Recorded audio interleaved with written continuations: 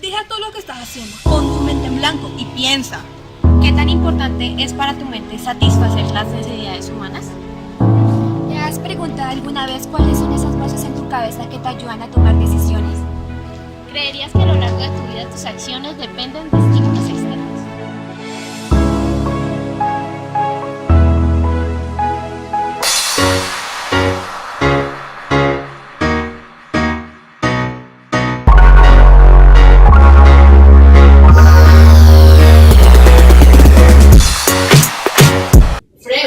Sí, ¿qué pasó, Watson? Nuestras escuelas son muy importantes para la psicología.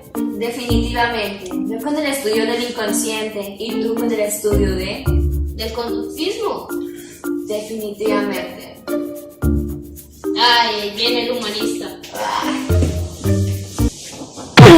Caballeros, ¿Qué pasó? ¿qué? ¿Está muy ocupado con su inconsciente? ¿Y usted sigue jugando con animales? ¿Qué hacen aquí? ¿Quiénes son ustedes?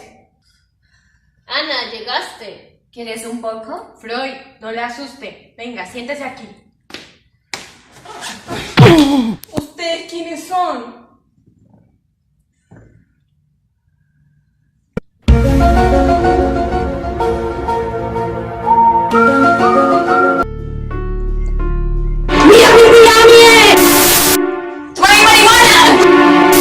¡Conducta! ¡Estimula la respuesta! ¡Sáquenme de aquí! No hay humanismo, todo Ana, eso. ¿Será que se fue? Olvidó su hierba. I believe I can fly. Creo que los perdí. Te encontraremos.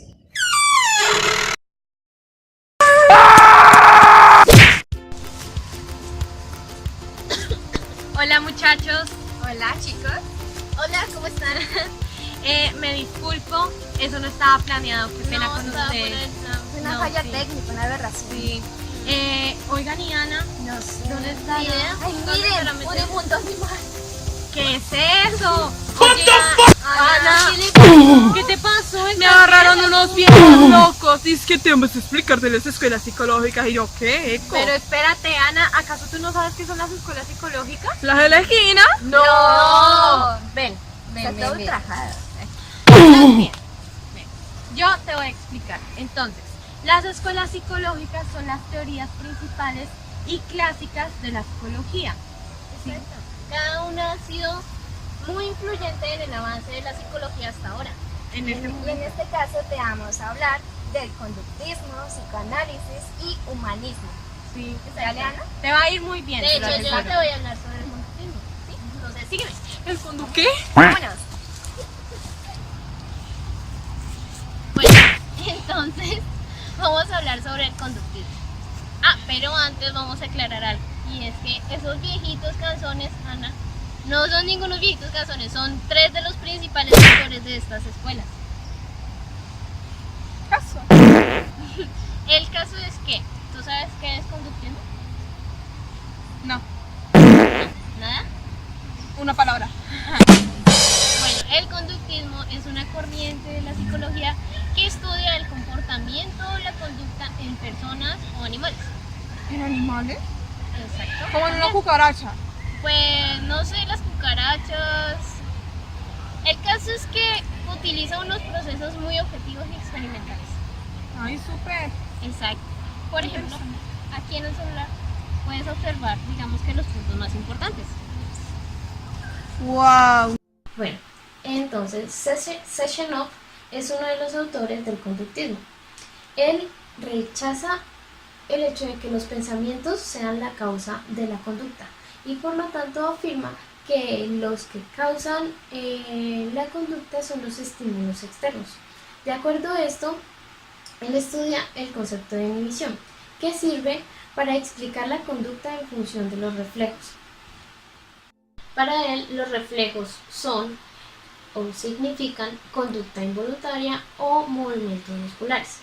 Entonces, de acuerdo a esto, él deduce que, bueno, en varios experimentos, que los estímulos fuertes tienden a tener una respuesta ligera y que los estímulos ligeros tienden a tener una respuesta fuerte.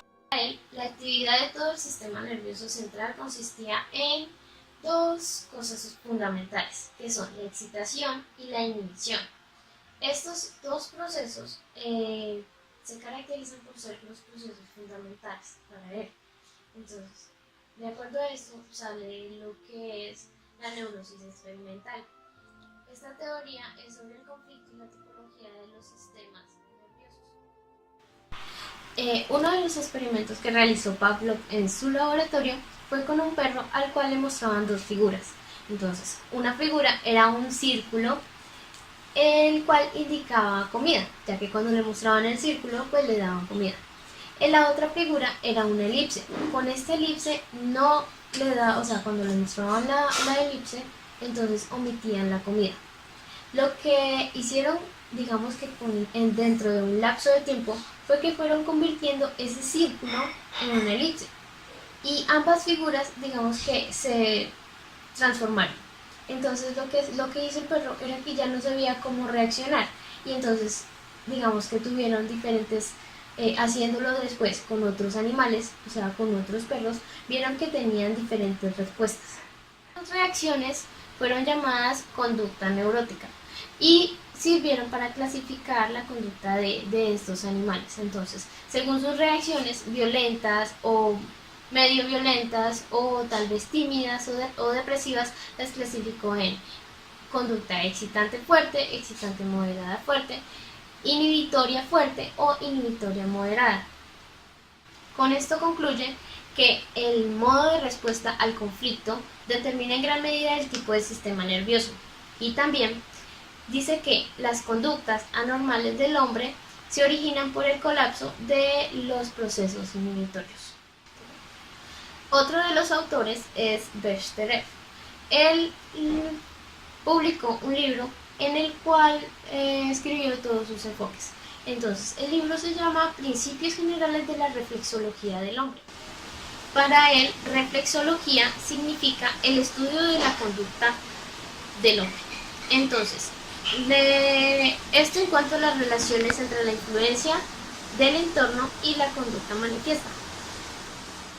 El siguiente autor es John Watson. Este autor basa su investigación en la conciencia, el estímulo y la respuesta. Para él, la conciencia es el fenómeno que acompaña las reacciones psicológicas causadas por un estímulo.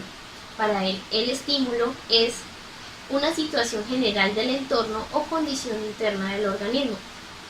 Y por último, la respuesta es todo lo que hace el organismo.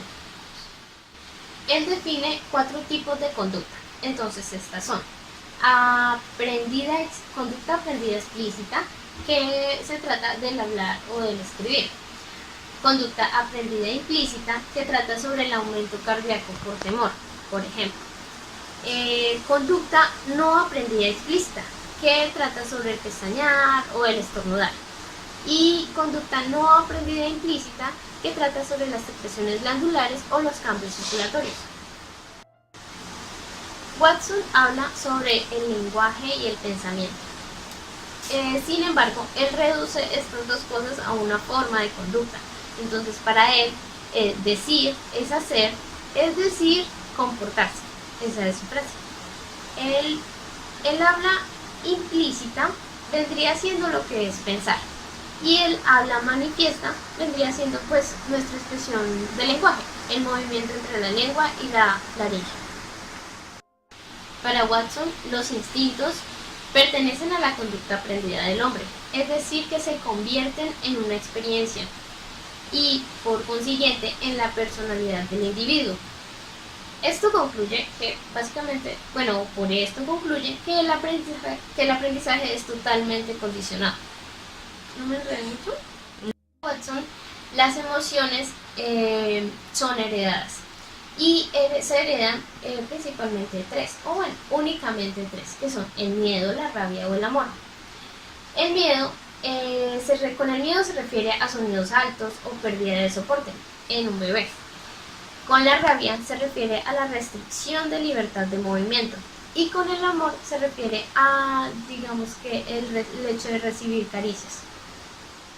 Watson realiza 2 experimentos bebés. Uno de ellos se llama Albert y el otro se llama Peter. Con Albert lo que hace es el ejercicio de infundir miedo con una rata y los sonidos fuertes de metal. El proceso es que el niño, Albert, conoce la rata y inicialmente no da una respuesta negativa, pero al mostrarle constantemente los sonidos fuertes y causarle miedo, entonces este miedo lo refleja en el animal, pues ya que lo asocia. Con Peter lo que hace es todo lo contrario. Peter es un niño muy temeroso que le tenía miedo a conejos, gatos y demás. Entonces lo que tratan es de hacer que el niño y el conejo se vuelvan amigables. Aquí pasamos con otro autor del conductismo. Entonces él se llama William McGonagall. Él afirma que la conducta es estimulada principalmente por el motivo, más que por los sucesos ambientales. A esto le llama psicología órnica. En la teoría de los instintos, él afirma que todos los organismos nacen con una cantidad de instintos que proporcionan la motivación para actuar. Estos se dividen en tres. Entonces, uno es la percepción, otro es la conducta y el otro es la emoción. Listo, Ana, ¿qué tal te pareció? Súper interesante. ¿Sí? Bueno, pues ahora que yo ya le hablé del conductismo, entonces María le va a hablar sobre el psicoanálisis. ¿Qué? Ana, ahora te voy a explicar sobre el psicoanálisis. ¿Sabes qué es eso? ¿La cocálisis me dijiste? No, psicoanálisis. Bueno, el psicoanálisis es un método psicológico que trata las enfermedades mentales y las investiga, ¿sí? Ah, ok. ¿Enfermedades mentales así como paranoia, esquizofrenia y esas cosas? Sí, estás en lo correcto. Bueno, el psicoanálisis nace de la preocupación por el entendimiento de sus causas, ¿sí? Ok, pues mira que también he escuchado que también se fija en la importancia de la mente inconsciente. ¿Sí es verdad o estoy errada? Estás en lo correcto, pero ahora te voy a explicar más a fondo. Sigmund Freud. Otro aporte importante que dio Freud fue la teoría de los sueños. Él manifiesta que los sueños provienen de momentos traumáticos reprimidos, al igual que los casos de histeria y, pues, en ese caso, los síntomas de histeria. Este análisis se convirtió en la segunda forma para que Freud analizara todos los casos de psicoterapia que se le presentaban para sus pacientes. Bueno, él consideraba mucho que el sueño era un deseo de realización, es decir, que todas las metas, todos los aportes y todas las circunstancias que el ser humano deseaba alcanzar se reflejaban en los sueños. Normalmente todos los temas que eran necesarios o similares se podían reflejar dentro del ser humano, es decir, había muchas particulares y muchas pistas singulares que se podían expresar en varios clientes o varios pacientes. Por ejemplo, un viaje repentino podía significar la muerte. Una caída podía expresarse como una entrega sexual. A dado de esta, él llegó a la conclusión de que esta información es vital para comprender tanto la personalidad, los acontecimientos y las experiencias humanas del individuo. Esto ayuda particularmente a empezar el estudio del psicoanálisis. Y finalmente se define que la experiencia se ajusta dentro de las necesidades humanas de los sueños. Eso. ¡Alexandra! Ay, ¿sabes ¿Qué estás qué? haciendo? Ay, es que mientras estaba durmiendo te escuché cuando estabas hablando de Freud y me acordé de un caso que él estuvo con Breuer, que es sobre el caso de Anao, no sé si lo conozcas. Ay, sí, claro que sí. Sí, es súper interesante. Pues es un caso donde pues él a la mano con su amigo Breuer pues atienden a una paciente que es Anao, la cual pues sufre de histeria. Entonces Breur pues la trata y todo eso, y entonces, o sea, se vuelve algo súper loco y súper interesante porque desatan unos sentimientos como de cariño. Primero Ana por él. Sí, y entonces lo que pasa es que como él influía o tenía mucho tiempo con ella, comenzó a afectar en su matrimonio y pues fue algo como que algo complicado, ¿no? Y él decide cortar lazos, o sea, como que dar fin al tratamiento porque no podía seguir. Y entonces en eso Freud, al notar cuando finalizan el tratamiento, pues Breur va y la visita pues un día después, ¿no? A Nao, como para ya como que ya dar cierre. ¿Sí que está estudiando? Sí. Y entonces de ahí nota que Ana tiene una agonía histérica, ya que ella dice pues que está embarazada de él, pero era un embarazo fantasma. Sí, y entonces de ahí estaba como que en una fase de parto, y pues Breu ante eso pues se asustó mucho y dijo, no, yo no voy a volver a trabajar con gente pues que tenga cosas referentes a la histeria. Y o sea, imagínate cómo un suceso así puede como que cambiar la perspectiva como de pues de sí, de una persona para evitar volver a hacer como que esos tipos de tratamiento. Bueno, y lo que lanzó pues al comienzo lo que fue el psicoanálisis fue el estudio sobre la histeria de este caso en particular. Y bueno, vine a contarte sobre mi sueño. Voy a seguir durmiendo. Bye. También debemos tener en cuenta su teoría de la personalidad. Entonces resulta que en esta teoría nos habla de 3 conceptos importantes. Estos 3 conceptos son el consciente, el preconsciente y el inconsciente. Entonces la conciencia como tal se trata sobre estas cosas que conocemos actualmente. El preconsciente trata sobre aquellas cosas que no conocemos pero que podemos conocer. Y el inconsciente trata sobre aquellas cosas que están, digamos que guardadas en nuestra memoria de una forma un poco reprimida. Entonces, esta teoría él logra transformarla o digamos que mejorarla de la siguiente manera. Él define el yo, el ello y el superyo. Entonces, con el ello, él habla sobre los instintos del ser humano. Entonces es esa parte instintiva que está guardada en nosotros mismos y que por lo regular debemos mantener un poco controlada. La conciencia es la que se encarga de satisfacer las necesidades de la parte instintiva y también del mundo físico que nos rodea. Y el superello nos habla sobre, digamos que la parte moral. Entonces, es la parte que distingue lo bueno de lo malo, refiriéndose pues a las situaciones cotidianas.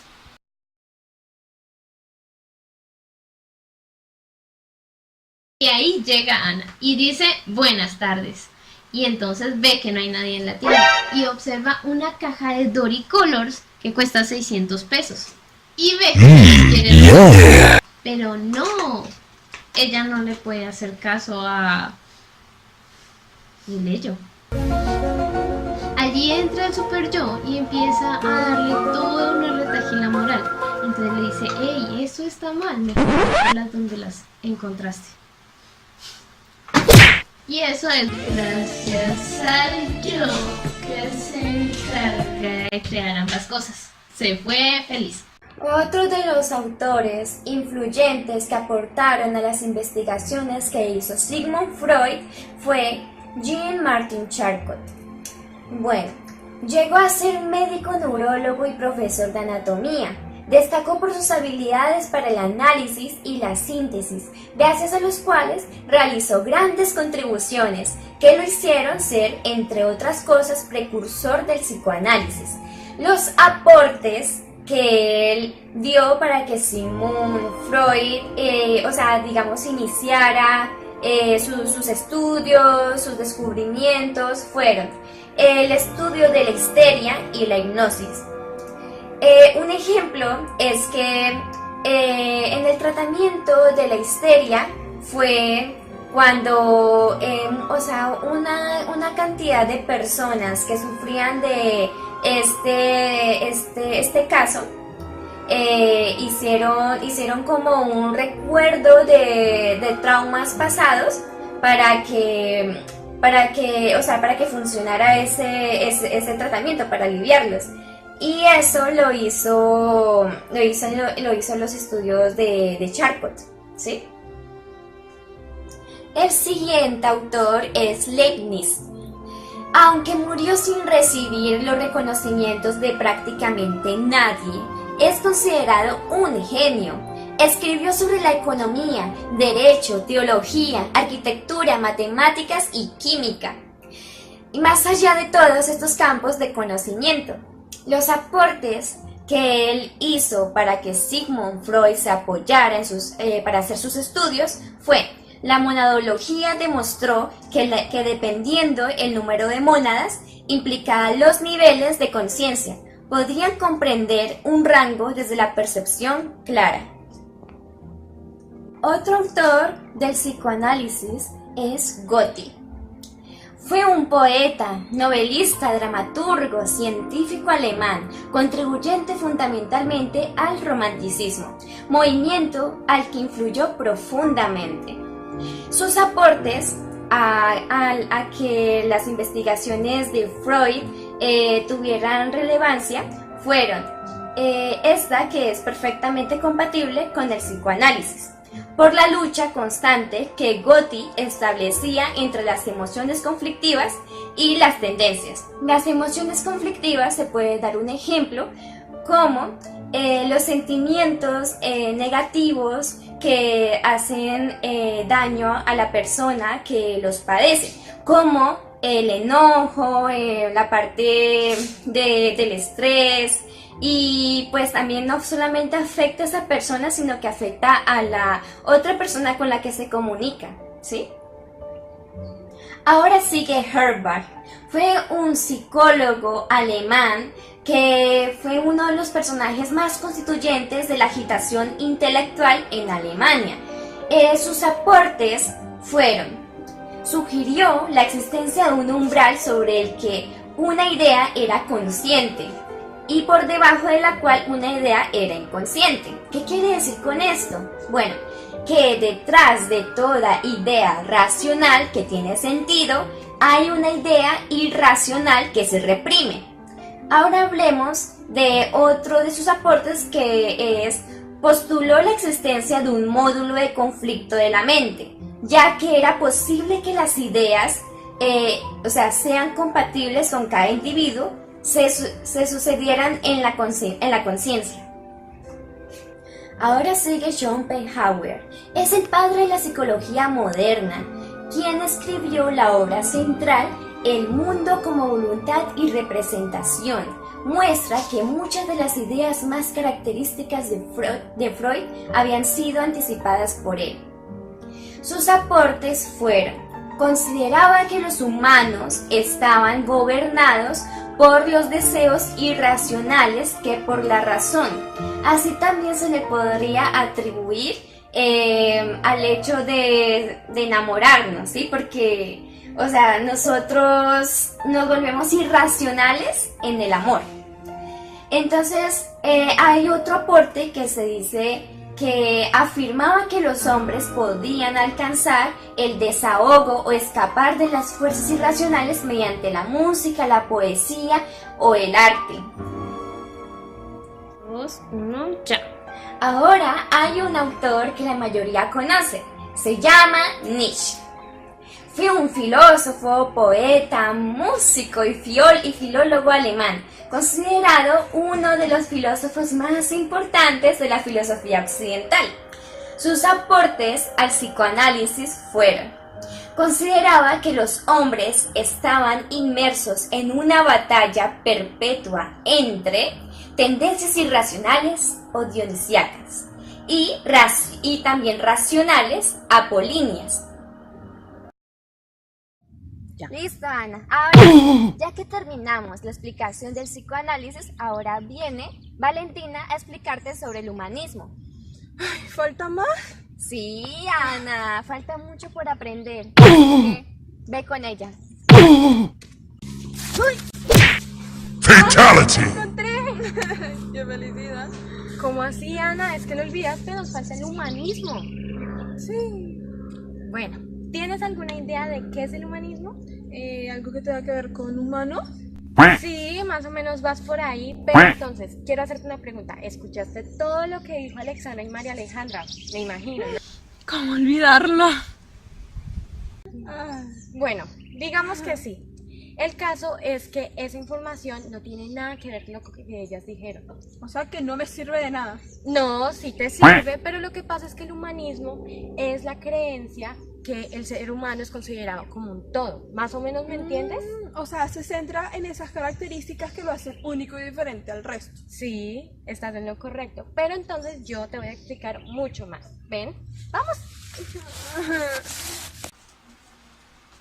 Bueno, vamos a profundizar un poco más sobre la psicología humanística. Este tiene tres componentes principales, que son el cuerpo, que es la parte biológica del ser humano, la mente, que es la parte intelectual del ser humano, y el espíritu, que es la parte emocional del ser humano. Esta rama de la psicología empieza entre el siglo XX, entre la década de los 50 y los 60. Se considera que el ser humano es lo principal en todas sus ideas y todas sus investigaciones. También abarca de la idea de que el ser humano debe alcanzar su mayor potencial y sus principales características positivas. También se denomina como la idea de que las personas tienen libre albedrío, es decir, son libres de formar su propio curso en la vida. La idea es que vivan una vida plena y al mismo tiempo grata consigo mismas y una satisfacción propia. A diferencia del psicoanálisis, esta rama estudia la salud más no la enfermedad. La psicología humanística se consideraba como la idea contraria del psicoanálisis y el conductismo. ¿Por qué? El psicoanálisis se basa en solo estudiar a personas anormales y el conductismo se basa mucho en estudiar las conductas de robots y animales inferiores al ser humano. Por eso los autores principales denominaban que el psicoanálisis y el conductismo no eran capaces de completar las ideas y el estudio del ser humano. Ahora vamos a hablar de los autores principales de la psicología humanística. El padre de esta rama sería Abraham Maslow. Él fue un psicólogo estadounidense que denominó la famosa pirámide de Maslow. Esta se basa en principalmente todos los aspectos que un ser humano debe tener y sus necesidades. También analiza mucho la autocorrección y el autoanálisis del ser humano. La pirámide de necesidades de Maslow se divide en 5 categorías principales. Las primeras 4 son del ser humano y estudian las necesidades del déficit, mientras que la quinta y la última estudia las necesidades del ser. Maslow afirmaba que cuando las personas llegaban al cuarto nivel estaban conformes y no deseaban alcanzar el quinto, y muy pocas personas deseaban llegar más y alcanzar su máximo potencial. Ahora vamos a hablar sobre Carl Rogers. Él era un psicólogo estadounidense que también seguía los pasos de Abraham Maslow. Él, a diferencia de Maslow, denominaba que el ser humano se tenía que considerar como un cliente, es decir, toda la psicoterapia que se hiciera se consideraba únicamente en el individuo.